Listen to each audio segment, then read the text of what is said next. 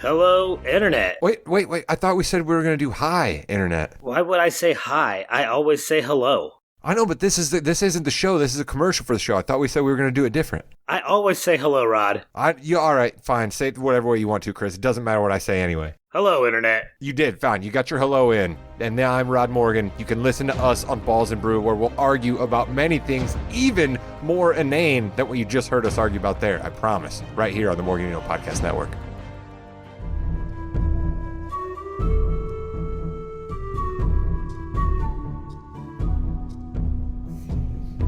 Come on in, guys.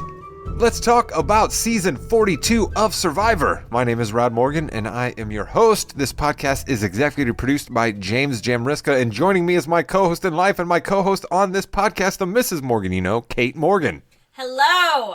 Here, we recap last week's episode just ahead of tonight's episode to get you ready to outwit, outplay, and outlast in 15 minutes or less. So let's get to the quick and dirty recap. As always, we start with the lovely Mrs. Morgan, Okay, so we are on episode 8. You better be wearing a seatbelt. So the episode begins with the newly formed Kula Kula tribe reconvening after Lydia is ousted at the last tribal council. Now, most of the members are in on this vote, as we recall, right? We had the alliance of 8 that went down to 7 after Lydia went out. So the folks who were out on the vote were Chanel, Marianne, Romeo, and Tori. Now, Chanel, Marianne, and Romeo are all a little bit worried. Hold up, we did not know that this was going to happen. Tori, true to character, honestly, was just not that worried about it because she had the immunity idol, but everybody else was very wary as to where they're going next. We will get to Tori a little bit more at the end when we get to our people, but there's a lot of Tori energy that is just careening off of all of the trees and beaches of the island, and we will get to that.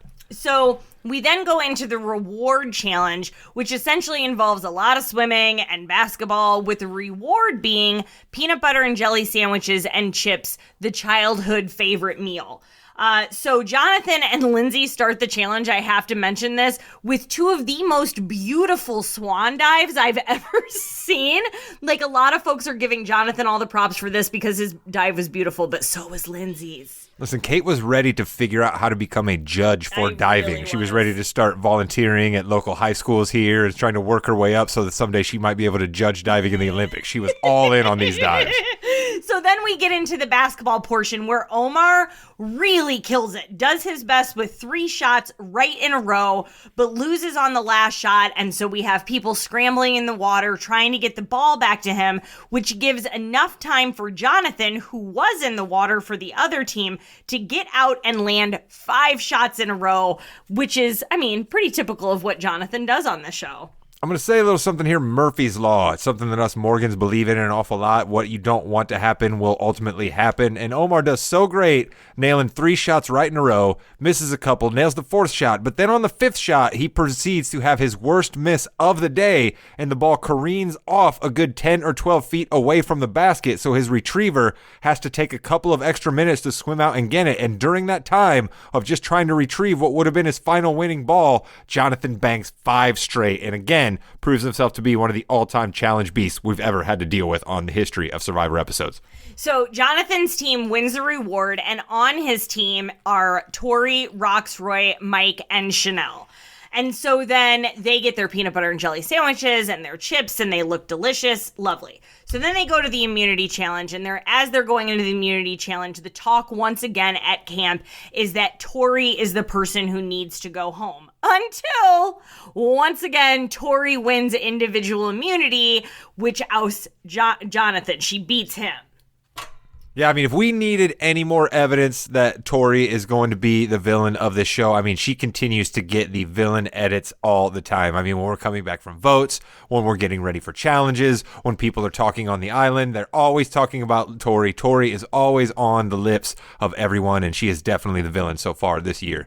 Day 16 is the immunity challenge. That we already said she won, but But the other players in this challenge must balance on a beam holding a ball with 2 sticks. We didn't talk about what the challenge was.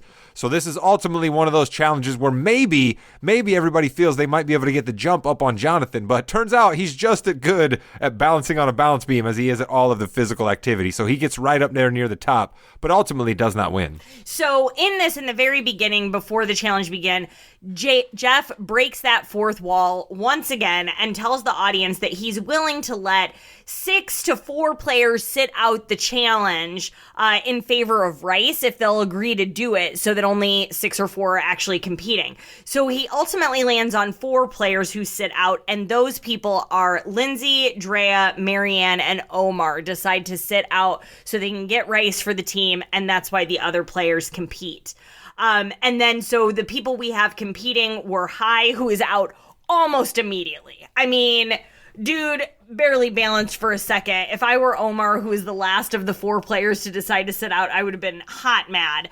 But you also had Chanel, Jonathan, and of course Tori, again, the winner. And Mike as well. Mike, who basically just completely writes off to everybody, I came here to play, which I'm not really sure if that's a great thing to say when everybody in your camp is looking at you to maybe try to get them some rice and you're just, hey, man, I came here to play. But everybody likes Mike, so it's just completely glossed over and it's fine. He competes in the challenge. So back at camp after the reward challenge, the clear vote at that point, since Tori has immunity, is Chanel. Even though Romeo is paranoid AF, okay? And it almost sends him home because people are like, we can't deal with this negative energy, this paranoia. I mean, he could have been just fine. And honestly, I don't even think people were really thinking about him until he starts stirring the pot for himself, which is sort of unreal. Chanel actually plays it pretty cool at camp, doesn't seem fazed at all. But she is the one who goes home, and you can see when she does go home, she is absolutely blindsided by it. Yeah, she is, and she's also one of the ones who I kind of like it when you get voted out of Survivor and you're real salty. You don't necessarily look back at everybody and say, congratulations, good for you guys, hope you win. And Chanel absolutely proves this. And one other thing I want to point out here is this is Mike wielding his power, Hell yeah. okay? Mike has it personal in for Chanel. She cast a vote against Mike early on in the program, and Mike did not know why she did that, where it came from. He absolutely remembered about it, and the first chance he had at getting revenge upon her and sending her home, he absolutely did. So, as we've talked about in previous episodes, Mike, with his great social game, wielded some of that power right there to get rid of Chanel. Let's move into twists and turns. All right. Now, as we're going into the reward challenge on day 15, Jeff again breaks that fourth wall and tells us that he has once again hidden a beware advantage in the sit-out bench. So whichever contestant does not get to participate in the reward challenge may be able to get themselves something better than an actual reward. So in this challenge, in the very beginning, the teams draw rocks, and the person with the gray rock must sit out the challenge. The person who draws that gray rock at first is Marianne. But Drea ultimately says, hey, I don't like peanut butter and jelly. And I think she also noticed that her team that she was chosen for did not include Jonathan and probably had very little chance of winning anyway. And she's the one who decides to sit out. But because of this, Drea is the one who finds the knowledge is power advantage under the sit-out bench. And I don't think she was expecting that, because in one of her confessionals, she says, man, who knew that me not liking peanut butter and jelly would actually lead to this? Yeah, she does try to play it off pretty cool, but I do happen to wonder how much she thought there may be something there for her. Now, we all know that no one from this season saw the previous season, but we do remember that Drea basically predicted exactly what Roxroy was going to be up to when he came back from his time away. So I wonder if she was just playing cool and maybe had an idea that she could get something out of it. She has a lot figured out in this game. I don't know if it goes to she got some intel at some point prior to playing this game. I'm not sure how, or that she's just really, really smart. I like Drea a lot, so I'm going to go with she's really smart. Either way, she's using whatever it is she knows to her advantage. So the knowledge is power advantage. We saw this last season, and what it does is it allows the player to who has it to ask any other player during tribal council whether they have an idol or an advantage, and the player must then answer truthfully and then turn over their idol or advantage to the player who is asking. So Drea could use this at any tribal council. She already knows a few other people who have immunity idols based on the weird phrase idol that she has and that Mike has and that Marianne has. She could ask them and get their idol at any point, which I think is really interesting. So she does return to the beach. What she has to do before she has that power, though, is she has to follow the instructions on the piece of paper she's given on the sit-out bench. She goes to the water well, she finds the advantage, and she has to dig in red paint to find it in this little hole.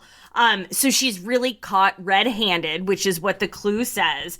And if she doesn't wash off the red paint right away, she's screwed. She gets most of it off. Tori, being the snaky person that she is, notices some of it. Drea doesn't do a great job of covering it up, so now we're not really sure what Tori knows or what Tori doesn't know about Drea. Let's pause there for a second, because we remember in season 41 with the knowledge is power advantage, it sounds great at first, but the more people that then know you have the ability to ask this question, they can start to play games. Whereas we remember there was a very pivotal moment in season 41 where one of the contestants was asking another contestant who she was certain had an individual immunity idol. That person had, however, given the individual immunity idol to someone else before tribal council, therefore answering the question truthfully by saying, no, I don't have an advantage idol. So really, if you have this knowledge is power, you want to try to keep it to yourself. And now we know that Tori, because she is the villain, knows something's up.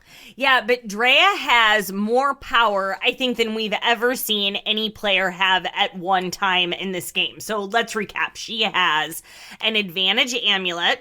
She has an immunity idol. She has an extra vote, and she has the knowledge is power advantage. Now, aside from the knowledge is power advantage, other players in some way, shape, or form know about the other three. Maybe not all of them, maybe not even two of them, but there are folks who know about one or more. So I think that it'll be interesting because I think she'll keep that one secret, knowing that the other players do know about the other idols and advantages that she already has. Yeah, I think the three things that people know about basically just give her power and clout, right? Everybody has to come to her with everything that's going on the beach, and everybody has to factor her into all decisions. And at certain times, they're going to be afraid to even target her because she has all of that power. But the actual ace in the hole, so to speak, I think you're right, babe, is going to be the knowledge is power. Yeah. So Drea continues to be a serious player, one of my favorites, and so I'm looking forward to seeing what she does. So some of our other people, right, to wrap up this episode, we have Mike, who has been one of our favorites since the beginning. We learn he is 55 years old, and he continues to have an incredibly strong social game. We learn that he's part of the over 55 crowd. Mike, again, being like so many people on television, doesn't want to really reveal his actual age, but he reveals he's the over 55 crowd. Okay. Yeah, he reveals that. I wrote that note down bad. We little look behind the curtain here. I take notes during the actual episode, and then the Mrs. Morganino crafts the outline because she is far more of a dedicated and talented writer than I am. So she crafts the outline, but I take the notes, and my note was not very clear on that. But Mike is at least 55, maybe a little older. But yeah, his social game is, I mean, he's one of those guys who you see every once in a while in Survivor who just has that aura about him that everyone comes by Mike, right? Every decision that happens on the beach, when are we eating, what are we eating, what's happening with water, who are we getting out, who's getting annoying, everything comes through Mike. Drea, we also mentioned, is a big-time serious power player. But also, one thing I want to mention about Mike really quickly is that, like, I think his social game is so strong because he very much engages in other people's lives. And in this episode, he is very much interested in Omar's faith. We see him watching him pray. We see him asking very thoughtful questions. And I think that's what draws people to him because he's interested in their lives. He's not just somebody that folks are afraid of or who don't want to confront or like, oh, is he going to do this or this? No, it's because he seems like a really genuinely nice human being. So far, right? So far, I'm definitely Mike. Mike's one of my guys, but you got to remember, these people know they're playing a game, so it'll be interesting to see if Mike's personality takes a turn at any point. He's definitely a power player. Drea, we mentioned all the reasons why she is a power player. Tori, real quickly, I just want to mention that continues to be the villain and like just she's one of those people that like, of course, Tori's the one that finds Drea with the red paint on her hand, right? Of course, Tori's the one that wins 2 immunity idols in a row, right? Of course, Tori's the one who has a blood feud with Roxroy and makes it weird for everybody, right? Of course, Tori is weird and says off the wall things, right? She just completely throws everyone's energy off on the island, and it will be interesting to see if she doesn't win another immunity, how quick everyone will convalesce around her to get her out. Very true. Another person we've loved since the beginning is Hai, who is the person at Tribal Council to say you better be wearing your seatbelt, which gives us the title of the episode. And also an audible response from the tribe, which I was like, really? It's not that great of a line, guys. Like, come on. I've never heard the tribe really react like that, and I'm with you. I didn't think that line was all that great, but it got like the greatest reaction ever. I was like, I think that they are lacking of levity and comedy in this tribe if that's what gets the reaction. Anyway, during Tribal Council, though, I do want to note that Hai gets a super random vote from Romeo.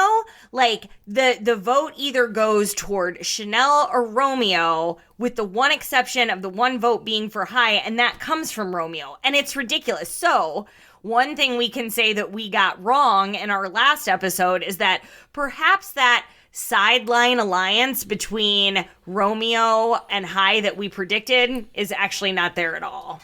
Yeah, seems like they're tend to be a little bit dramatic. Each of them, let's say, just because they've told us that from their own personality, is going a more oil and water and not oil and vinegar and coming together. That's definitely what it seems to be happening with those two. And I want to point out one little thing about our guy Omar here. Looked really, really good in the challenge.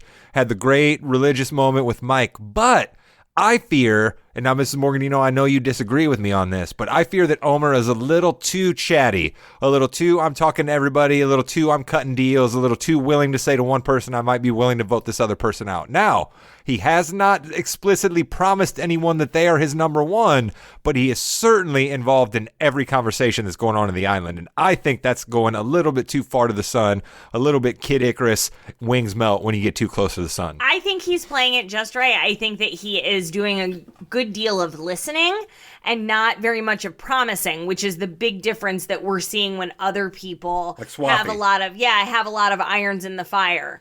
And I think he's just listening to a lot of people and being present for a lot of people.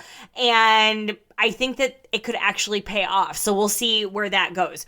One more note on one of our people is Romeo. He is losing his shit out there, and he needs to get it together. His paranoia is on a whole other level.